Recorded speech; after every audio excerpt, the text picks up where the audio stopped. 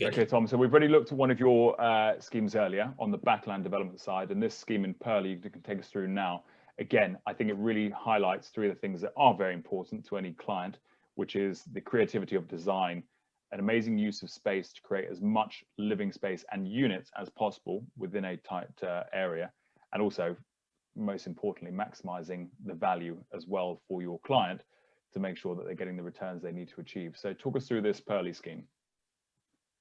Okay, great. So this is one of our more recent developments, which is for 9 4-bedroom houses in Purley, just off Wyvern Road. The site was previously a bungalow site, which you can see from this aerial view here.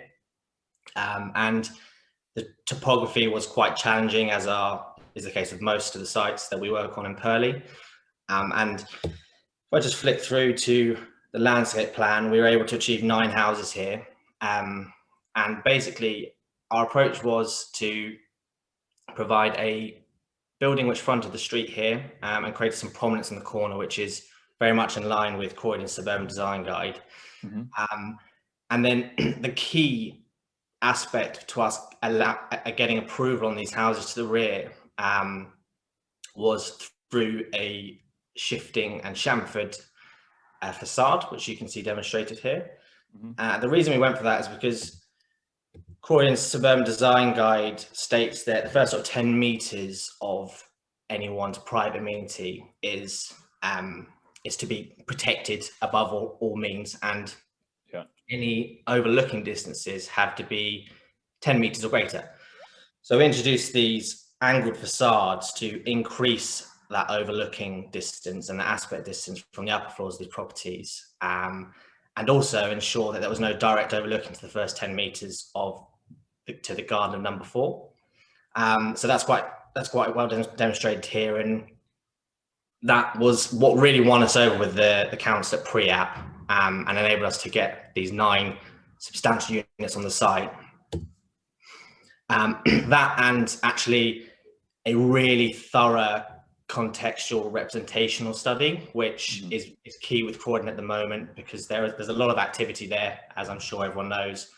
But in the last sort of 6 months or so, it's really important that they're seeing demonstration of sort of contextual referencing, and actually making sure that any developments coming forward are sitting within their context comfortably and complementing them.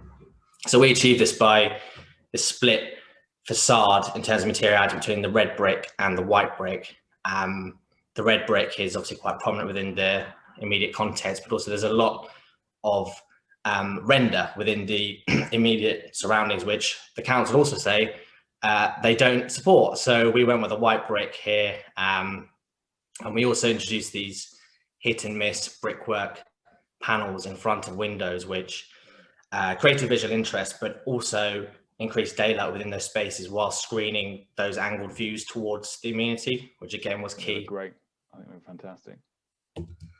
Thank you. And then, as I said, the front building. So actually during the pre-app phases, our sort of discussions around prominence were about increasing height of this building rather than decreasing height, which I think Croydon are very good at sort of making use of these kind of sites in terms of creating prominence, and we're able to get away with a substantial building here, which is quite a feature along Pampersford Road, but also retaining the green facade there, which you can see to the right hand side of this image.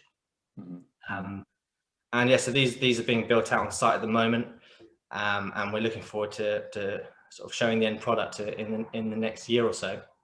We're going to have to go check it out. I love that scheme. I think it's fantastic. It's a really, really smart use of space. So good on you. And thanks for sharing it with us. Thanks.